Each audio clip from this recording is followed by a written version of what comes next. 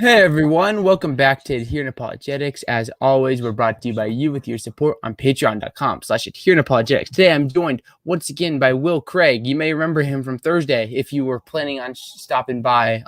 Unfortunately, YouTube was having some issues, but here we are. Will, welcome back. How are you doing? Good to be here. Just in case you're listening via podcast and you saw this guy named Will Craig, this is not William Lane Craig. William Lane Craig is just he's not well known enough. So we got Will Craig. We put a little bit extra on the budget today to get Will on. But Will, if just to start off, can you talk a little bit about like who you are and what you do in case someone doesn't know like who you are?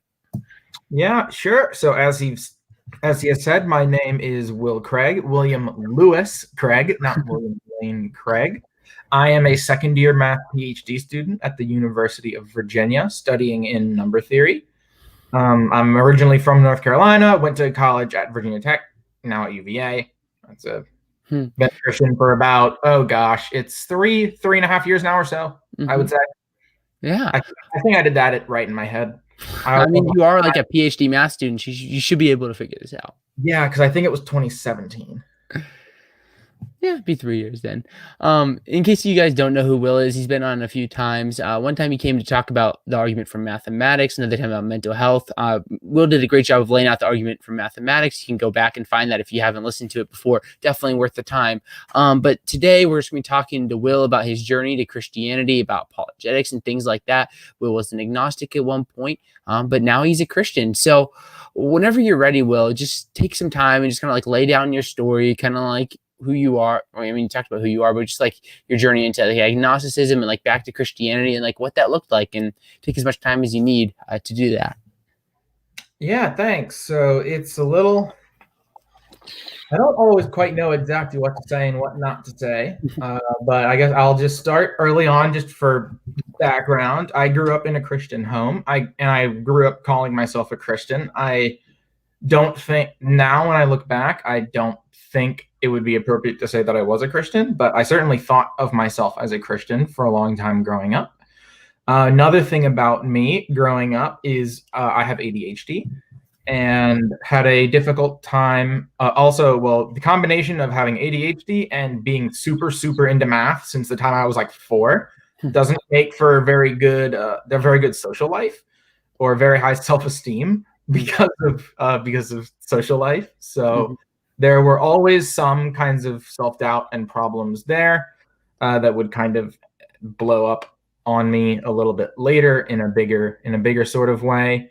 Growing up, in terms of my relationship to Christianity, I went to youth groups a pretty substantial amount. My parents went to church every Sunday. I would go with them. I knew my Bible fairly well, at least for someone within that age group. I knew like Bible stories and I could quote things probably better than a lot of other Christians could, but I don't think I really ever understood the emotional / spiritual / relational aspect of it. It was all something of the mind for me that never really connected in a big way. And that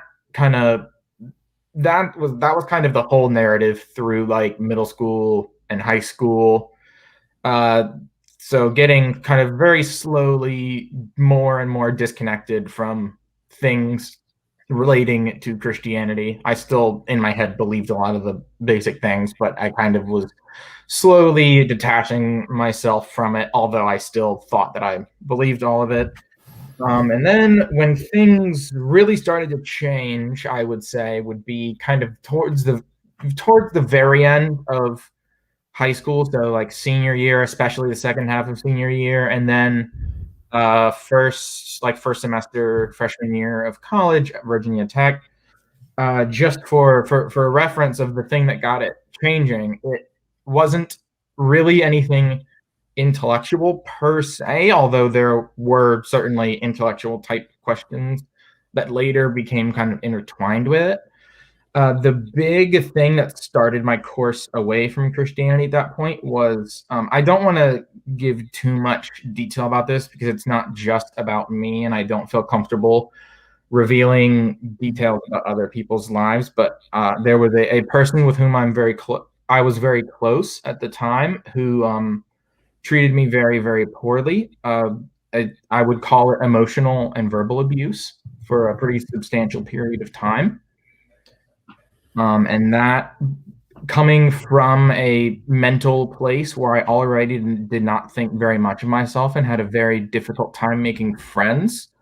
And then in this relationship that I had with this individual was in my mind at the time, and possibly genuinely, this may well be genuinely true. It was the first person I think who ever really knew me on like me on the inside, because I had such a hard time expressing myself, and this person was the first person really to kind of, get inside and actually encourage me to, talk about how I was feeling or things like that. Before then, I wasn't really even self-aware enough to know like that I had feelings like everyone else did.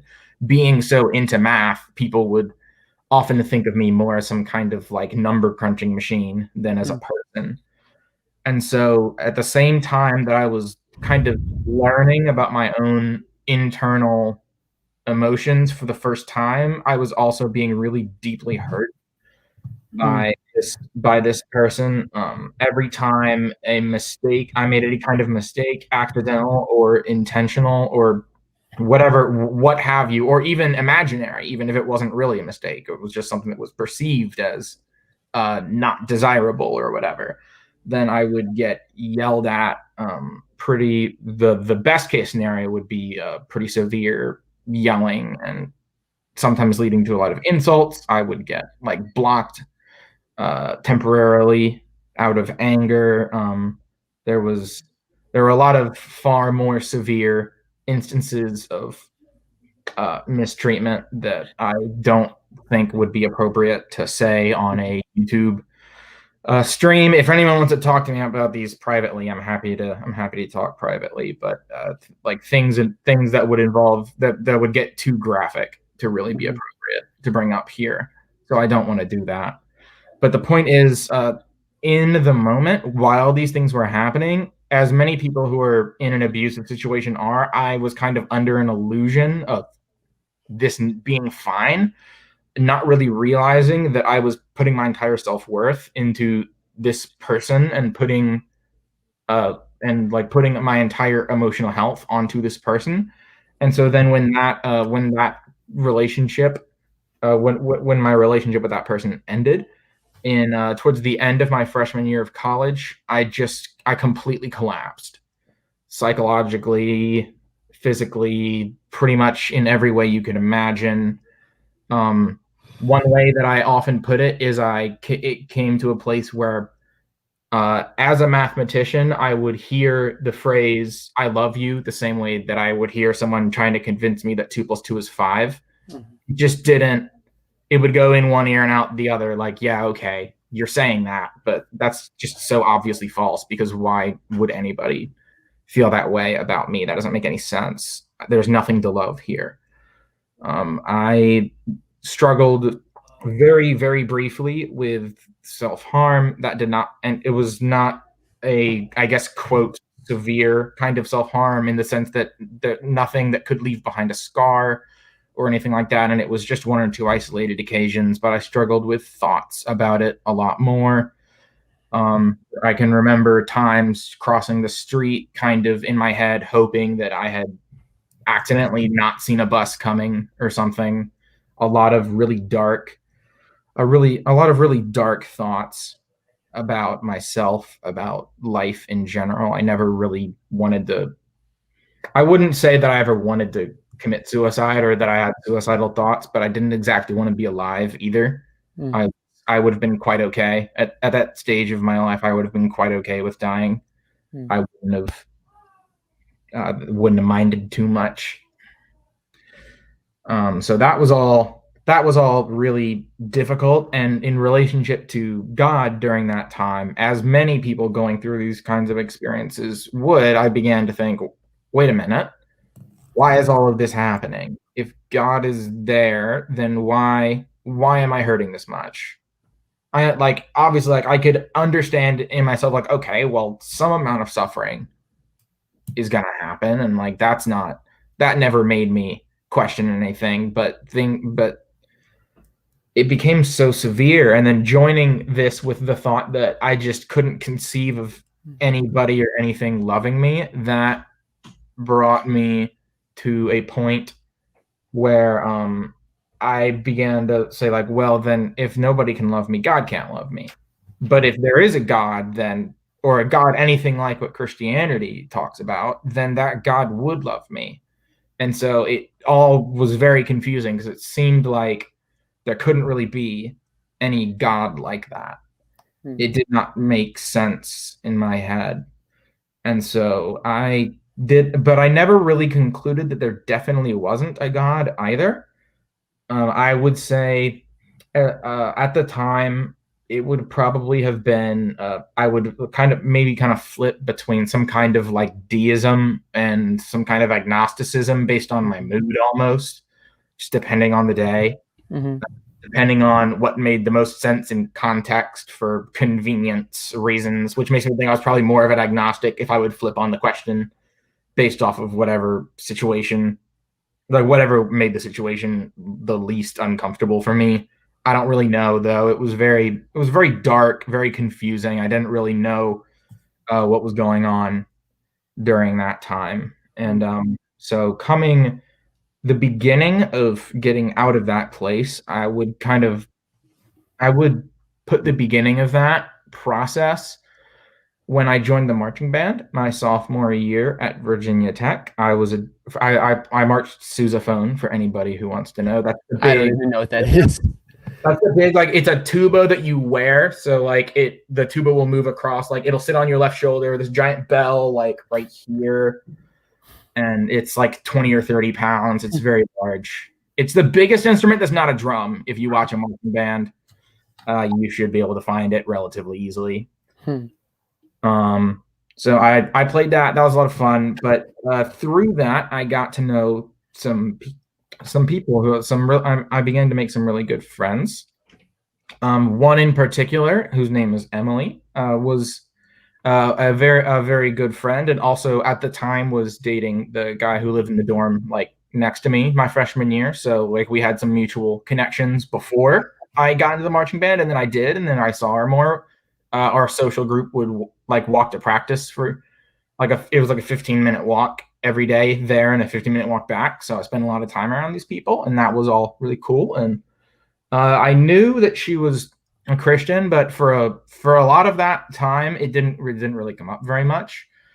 It would come up occasionally, and she would invite me a lot to go to InterVarsity, which was the group, an on-campus Christian group that she was a part of, and I would think about it, but I felt like I was too busy at the time. I may have also just been trying to avoid it because I scared to try to make friends or whatever. I don't really know.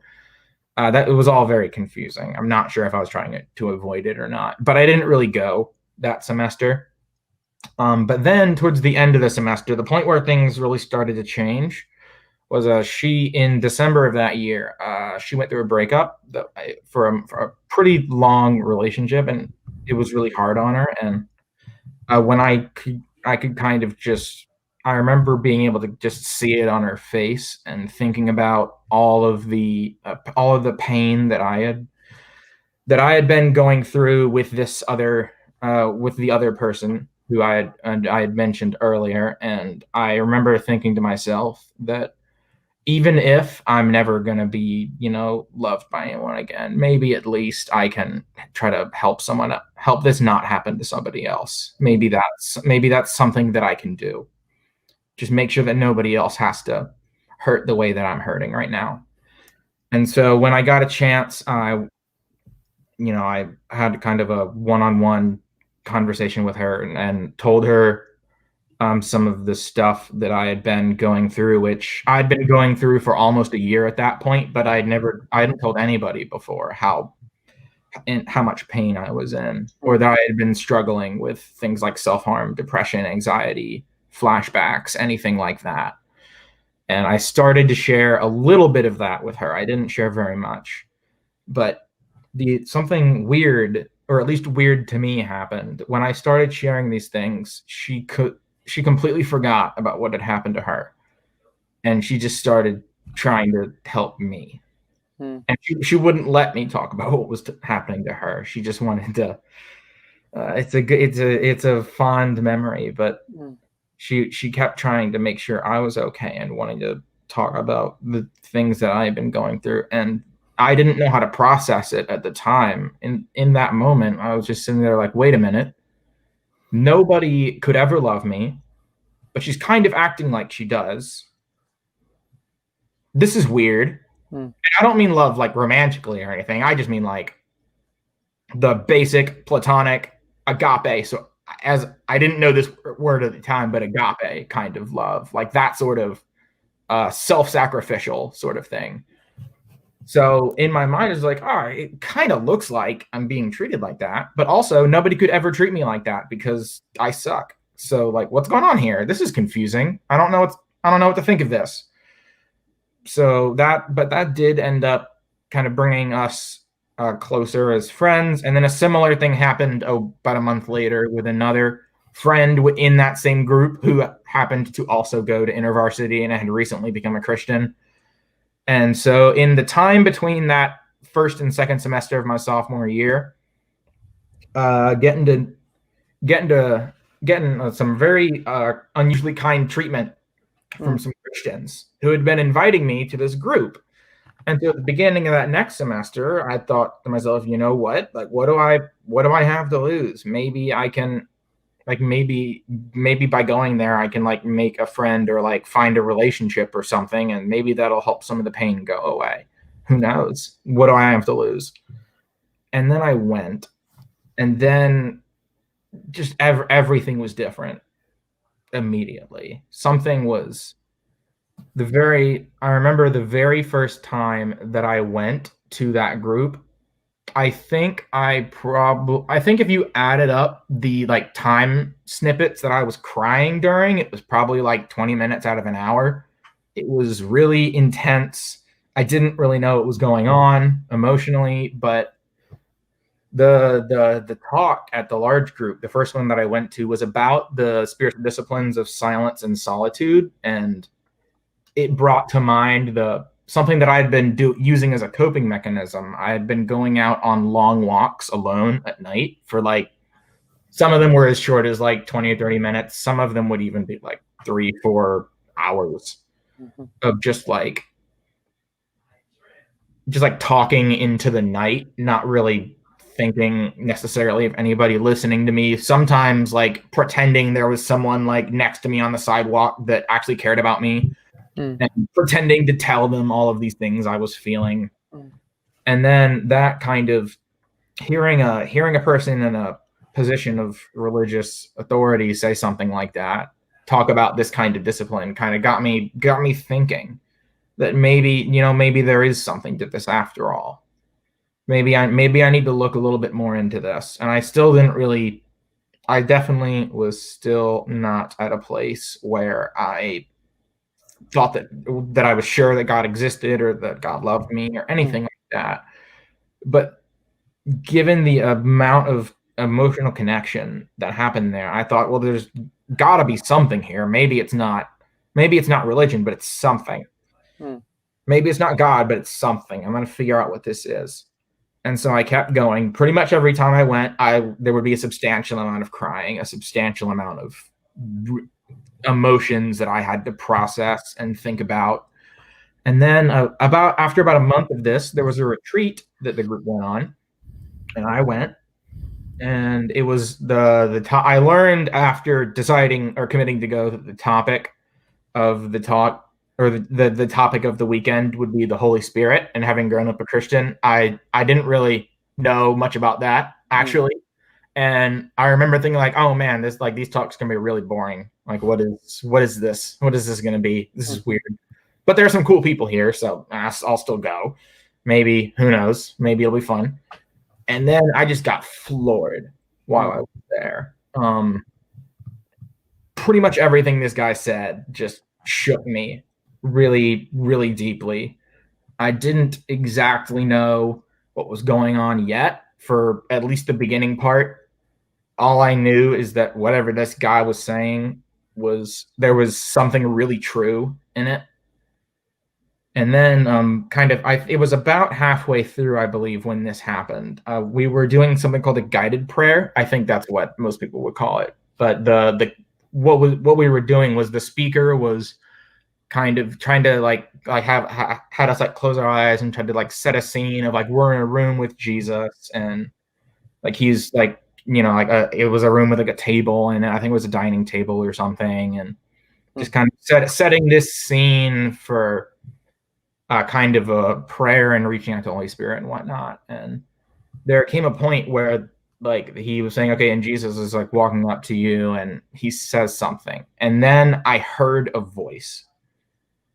And up to that point, it had been like, I was visualizing a room. So I was like in control of the visual and all of that. And I lost control of the visual that I was seeing. So I guess that would be called a vision. I don't know if I necessarily want to call it that, but whatever it was, all I know is that I heard a voice, and it wasn't the same as like any voice of anyone ever heard. It wasn't like the voice of me talking to myself in my head. It was none of those. It was way too loud to be like that.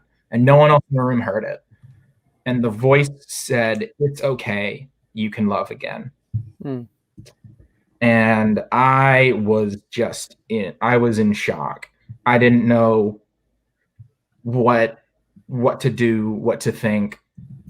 And then there were some other aspects of there was suddenly Jesus like brought me over to a door in the corner of the room and showed me just the most beautiful landscape I'd ever seen, that I'd seen a long time ago in a similar kind of guided meditation exercise a few years back. But I hadn't been able, it was an image I had tried to revisualize in my head because there was something about it that connected with me, and that had been the first time I had really seen it since then. And I was very confused. I didn't really know what to make of those words.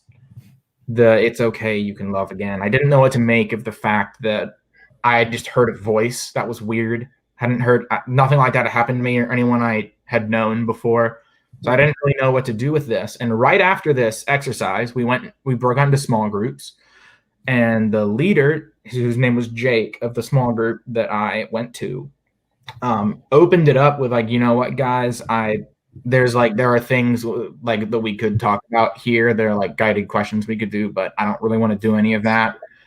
I've felt led to share my testimony, which he was like, he had never done this before, but he felt like God was calling him to share it with us. And it was shockingly similar to what I had been feeling. It was almost tick for tack, like the same emotions. They came about in a different way. For him, it was his best friend in middle school got hit by a train and killed just out of nowhere. And he fell into a really bad depression after that.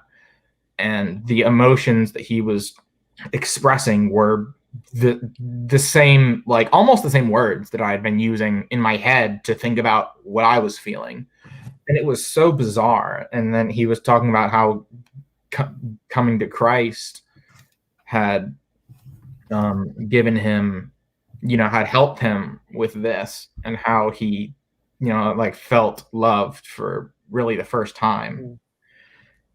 And that whole situation, combined with other like alone time that I'd had between the prayer and the small group meeting, what I had realized was that the voice was that phrase that I had heard, what it was really saying was that I am an emotional person by nature. I am pretty emotional, especially for the males. Not to be too stereotypical about it, but I think there is some truth to this. I am much more emotionally expressive than most men, at least most men around me are. And I had been, for my entire life, either unaware of that or ignoring it and actively shutting it down. And I guess it came to a point where that I realized, like, look, if God is calling me to follow him, but if I'm going to follow God, I'm being told very clearly that I cannot hold up these emotions like I had been doing. That was off the table as an option. If you're gonna follow Jesus, then you're not allowed to do this anymore, because this is not how I made you. And so that night, I gave my life to Christ and decided to start actually talking to people about what had been going on in my life. And I opened up to Jake and the other guys in that room. Right after Jake was done, I opened up about more than I had ever opened up to anybody in a room full of strangers, which was a very new experience for me. And Jake became a really good mentor and helped me a lot. And over the next 2 months or so, I greatly improved. I began to learn to see myself as loved by God, and eventually also maybe loved by other people who were like the people who I had shared a little bit with before even coming to Christ. They both really helped me a lot in letting me, kind of voice what I was experiencing and trying to help me think about it in more healthy and more biblical ways. And then another huge moment for me would be about 2 months after I came to Christ. There was a speaker from a local African American church that came to our meeting and gave a really good talk, and there was really good worship, and I had been crying a lot. I think there was actually one song during the worship. I didn't sing a single word because I was crying for the whole song. And the speaker noticed that, and after things were all the stuff was over and people were talking afterwards, he walked up to me and made a comment. I guess he had assumed that I was crying because it was just sheer love for the Lord. That was he comes from a very charismatic kind of church, I guess.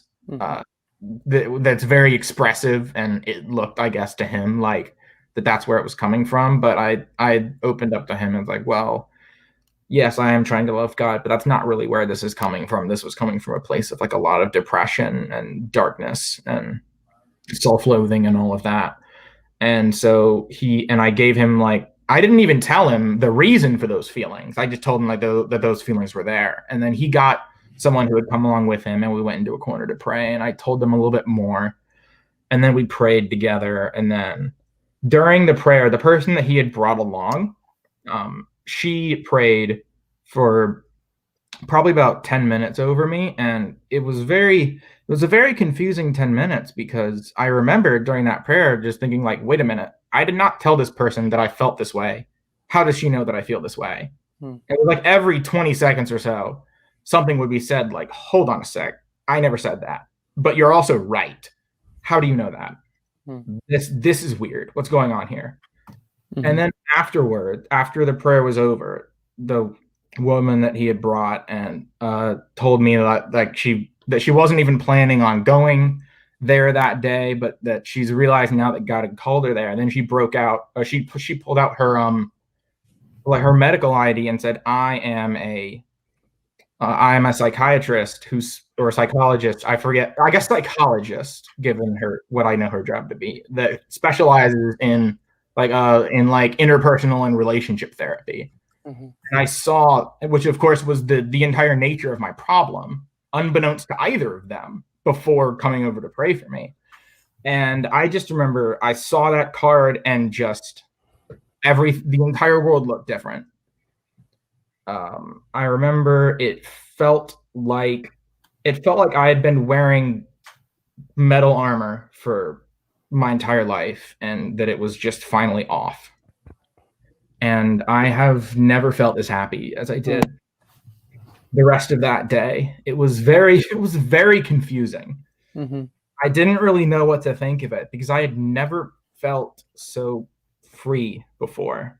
And the only thing that I know to say this is that God healed my depression miraculously. I don't really know what else to do with this. I mean, it's not that there weren't struggles later. There were. I've dealt with flashbacks in varying degrees and frequencies even since then. I had a very like even last night, I had a very minor kind of anxiety flashbacky sort of episode. It wasn't so bad, but it still happens from time to time. It used to be so much worse, especially before that, and then it was just all gone in the blink of an eye. And so putting all of this together, by then it's like, yeah, I know this is real. This is absolutely real. There's nothing that I've ever experienced that was as real as that. And so I became very quickly very passionate in that organization. I was a Bible study leader in that group within like 3 months of becoming a Christian, through some weird circumstances. They don't normally you don't normally become a leader that quickly, but I was gonna co-lead a Bible study with my mentor Jake, but then I did a weird thing and decided to plant a Bible study within the marching band because, why not? Let's just go for it. And so I did. And that Bible study existed for 3 years and was great. I don't think it exists anymore. I'm not sure. I haven't kept up with some of those people as well as I should have. But also COVID wouldn't help with that situation. So it might it probably doesn't exist anymore. But all of that was really cool. And over time, I began to see, especially in my capacity as a leader there, how the ways that I had been hurt in my past had enabled me to help other people who were struggling with similar things, or sometimes even substantially worse things than what I had gone through. And so I've over time become like really, really grateful for all of everything that's happened.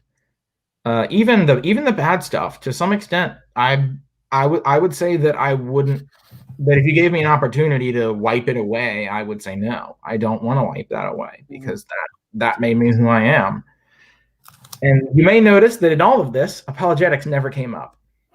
Yet I seem to be very into apologetics. How did this happen? Well, funny thing, Zach mentioned a guy a little earlier. His name is William Lane Craig. You may know him, just saying. Yeah. Some of you may. I mean, he's kind of like. No, he has influenced me so much, and his ministry has been a huge help to me in giving me the kind of intellectual rejuvenation that my group at InterVarsity brought to my emotional and spiritual life. Dr. Greg's ministry did that for my intellectual life. But it was sometime about 6 months, maybe about 6 months after I became a Christian, sometime around there. And one day I was just thinking, like, you know what? I have a really common first name. I have a really common last name. I wonder if there are any famous people that have my name. So I just typed my name into Google and looked at a Wikipedia. Like there was a Wikipedia list of like famous William Craigs or something. And I saw this guy. I was like, oh, who's it? Like, okay. I was just reading through the list. I was like, all right, there's a William Lane Craig. Oh, that's my middle initial. That's cool. Christian apologist. Wait, what's an apologist? I don't know what that is. So then I clicked through a couple of links, found Reasonable Fate's website, and was just so excited. Yeah. Because I had known for some time that I wanted to be a math professor, so I'm very academically minded. But nobody had ever told me that there was an academic side, an intellectual side to Christianity. I didn't know that. And then I accidentally stumbled upon it and thought it was like the coolest thing I'd ever found. And so I very quickly devoured this is no longer true, but there was a point when I had listened to every single podcast that Reasonable Fate had ever developed. Huh, wow. It was like a 10-year backlog or something, and I erased, not the Defenders podcast. I never quite got through that one. I'm going to, though. I'm getting there. But the regular Reasonable Faith podcast, I got through that whole thing within a few months. And just everything just took off from there. Found a lot of other ministries, including eventually Adherent Apologetics. Now I know that, and that is cool. So I guess that's kind of an overview for all of you of my story, where I've come from. Sorry I couldn't share some of the important details, but I want to give some privacy to those people. Yeah. Thank you for sharing, just going through your story and stuff. I really appreciate it. A few more questions that I have for you, and then if there's any live questions, we'll open that up at the end. But you just talked at the end about like the philosophy and apologetics side, Googling your name, finding a William Lane Craig, who is like just brought such a revival to Christian philosophy. We've seen where it's crazy how many Christian philosophers there are now compared to like 70 years ago. But what interests you the most, like in like philosophy and apologetics and stuff? Like, I know you've been talking to me about like, the argument from mathematics. You've mentioned like mathematic modal arguments from like the ontological perspective. Like, where are you seeing the most? Like, where do you think your work could go? Like the intersection between like your math work and apologetics, and like what just interests you? Yeah, so for obvious reasons, one of the things that interests me the most is the math science, or the science faith dialogue, because that connects very closely to my chosen area of study, because the scientists rely a lot on what we do to do their science. Sometimes, I mean, they come up with their own stuff too, to be fair to them. It's not like all of their stuff is just us. It's not. They do their own stuff too. And it's really cool. And I don't understand a lot of it, at least not as much as I would like to. It's very difficult. But I understand enough that I can follow a lot of the kind of conceptual conversations about like what science is and what math is and what like theology and philosophy is. And like I can follow all of that pretty well. So that's always been something I've really enjoyed. And the Kalam cosmological argument, also the love of William Lane Craig's ministry. Obviously, you would expect an interest in the Kalam from someone. Kalam's like his like third child, I'm pretty sure. Yeah, so I've always I find the Kalam fascinating, and the argument from mathematics. I actually didn't know about that until pretty recently. I want to look into that more, but sadly, it turns out that getting a PhD is really hard. So, who would have thought? Yeah, so I haven't had a lot of time. I do a lot of research already. If you want to, you could find, there's a link somewhere in my blog to my professional webpage, or you could just find it through UVA. If you're interested in seeing what a professional math paper looks like, I have a couple of links on my page to some that I've worked on. Yeah, I do want to say, as always, like Will's blog is linked down below. Great blog. Not many people interested in apologetics that are like a PhD in math. So it's definitely a really I love like getting different perspectives, like in the apologetics realm. Definitely need apologists studying maths. One thing that I think could be brought up is kind of like an objection is just like to your story and stuff. If someone would say, well, it sounds like, Will, like your story and your testimony is all emotional and like how you did things, and like we shouldn't make decisions like emotionally. Stuff like that. So like, what do you think of like that? Someone says like, well, you didn't actually look at the evidence. You just kind of like went with like your heart instead of like your mind in terms of like your Christian story.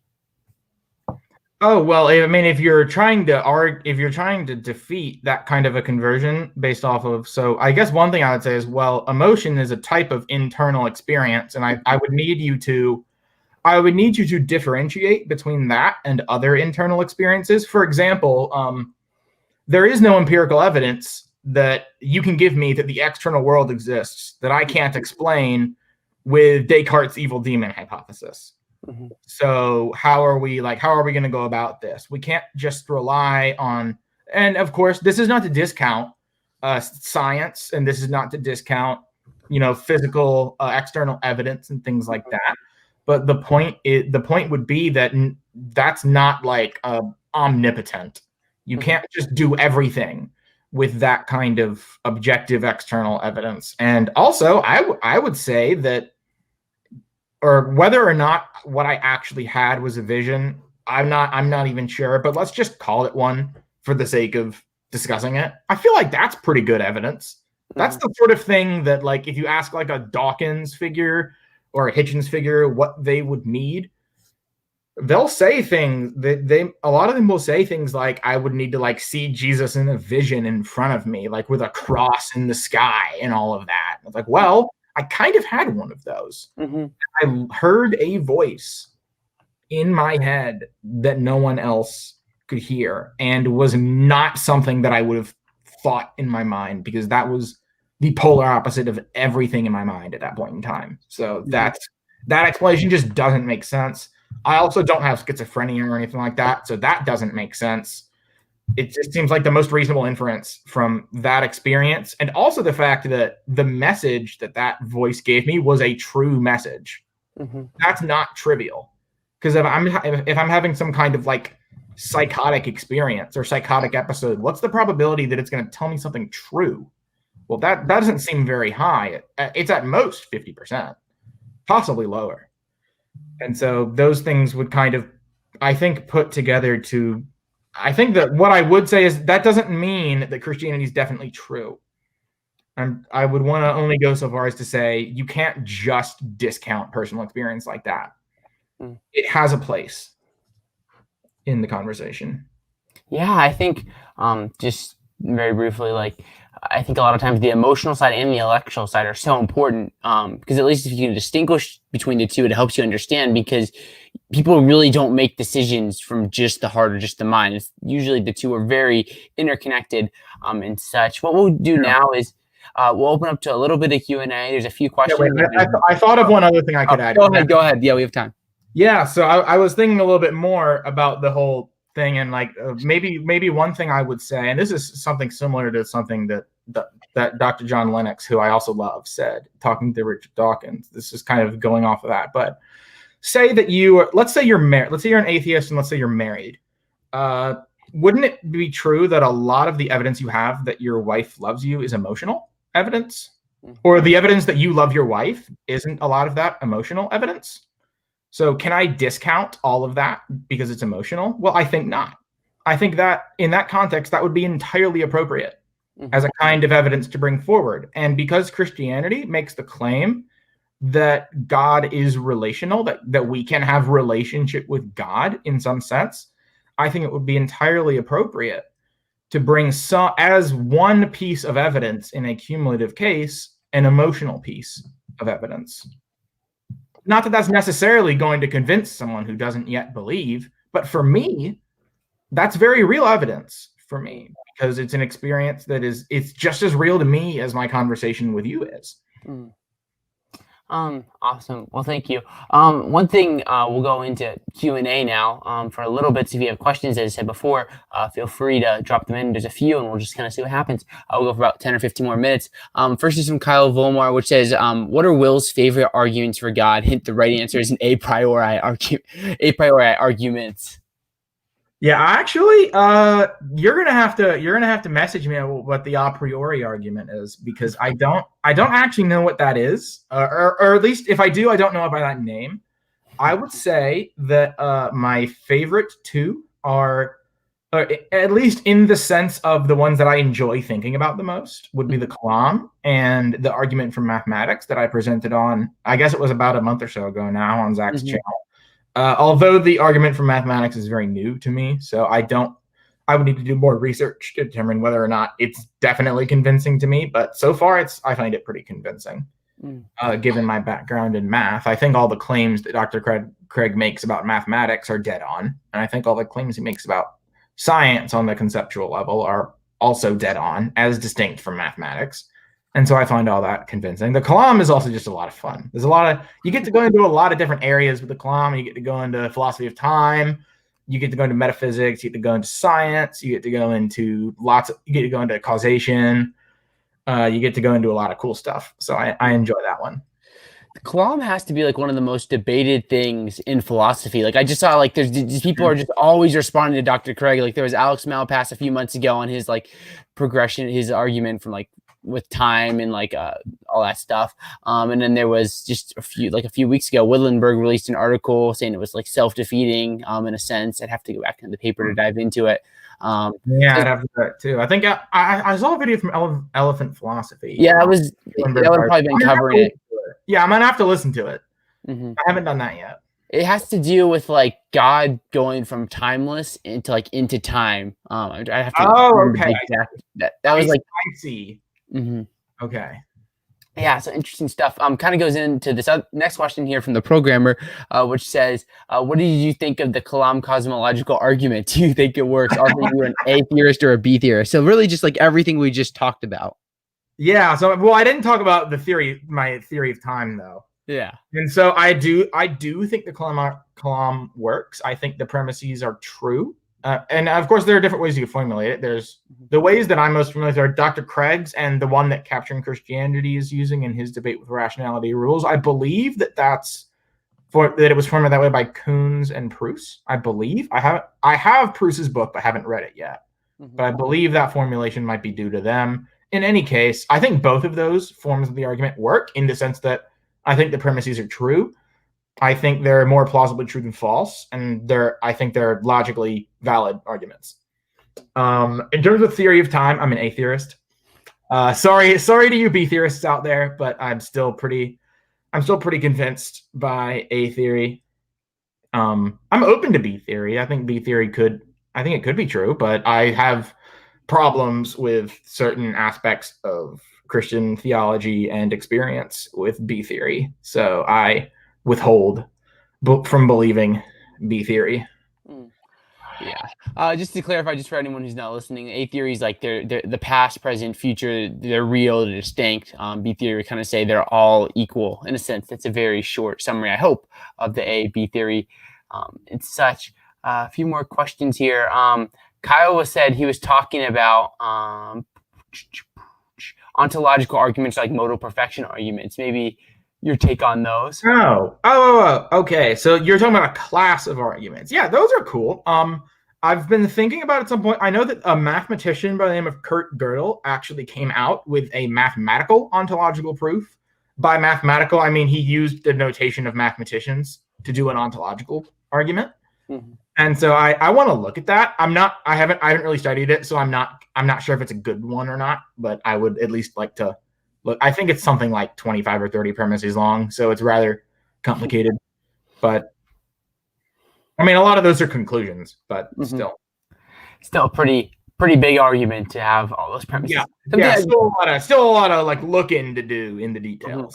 Yeah, something I just thought of because you're talking about cosmological arguments for a second is it's really interesting how many different like cosmological arguments there actually are. Like for a while, like when I was first looking at like apologetics and stuff, I thought it was like the Kalam ride or die. But then there's all kinds where you got like Fezzer's like more like unactualized actualizer. You have like ones from like the PSR. You can even use like a very weak PSR. Like there's an explanation behind everything rather than like a whatever begins to exist to have a cause, a stronger version. It's just amazing how many different cosmological arguments there are. So kind of random, but just something I brought up. A few more questions here if they pop up. Kyle says, what do you think of Cameron Bertuzzi capturing Christianity's debate with rationality rules? Yeah, I'll just be frank on this one. In capture, I think it was rationality. I forget if it was rationality rules opening statement or first response, but the moment that he made the claim, it was something to the effect that it was either most or a lot of mathematicians and philosophers doubt the law of non-contradiction. There is literally not a single mathematician that I can think of in all of history that has doubted the law of non-contradiction. So I lost a lot of respect for him after that. He also later made the claim that the set of natural numbers is potentially infinite, when in reality, the set of natural numbers is like example number one of something that is not potentially infinite, but is actually infinite. And so it seems to me that whenever the math comes up, he just doesn't either he does not know what he's talking about and hasn't put in an effort to look, or he just doesn't care. And so I don't like the approach that has been taken. I think Cameron's doing a great job. I think I'm pretty convinced by the Grim Reaper paradoxes. I think those are really, really powerful. Kind of transitions perfectly into maybe our last question, if there's nothing else. Which says, what's your opinion on the argument that the universe could exist forever, whether it's like an infinite regress or an infinite universe, something along those lines? Yeah, so I am still convinced I'm not as convinced as I once was after a conversation with another Christian, an email exchange with a Christian mathematician. I'm not as convinced as I was before about the non-existence of an actually infinite number of things. I still think that there could not be, but I'm not quite as convinced as I was before. But I'm still thoroughly convinced that you cannot form an actually infinite by successive addition. That is, as a mathematician, I cannot imagine what that would look like. I can't think of how you would go about doing a thing like that. Any time that we're forming something by successive addition, it's always a potential infinite. It's never an actual infinite. And so I think that's pretty damning to the idea that the universe existed forever. And then the Grim Reaper paradox is just heap on even more abuse on that idea, as far as I can see. I have not seen any good responses to the two versions of the Grim Reaper. So the Grim Reaper one, where you have kind of, the 1 hour interval and you split it into halves. That's kind of a version of Zeno's paradox, except it's formulated a little differently. It's not about motion; it would be about causation in that case. And then the one where it's the Grim, I guess in that debate they're calling it the Grim Messenger paradox. That one's even stronger because it avoids some of the problems that are that come up with like an infinitely divisible timeline or whatever you want to say with that. By the way, the universe began to exist, as Cameron would probably say. Yes. But I mean, BTW, the universe began to exist. Oh my gosh! Anytime I see a BTW now, I think of Cameron. So if you ever listen to this, Cameron, congrats! You did something. You made an impact on my life, I guess. But Will, this has been so much fun. I appreciate your time. Is there any kind of like last thoughts you want to bring up before we start to wrap things up here?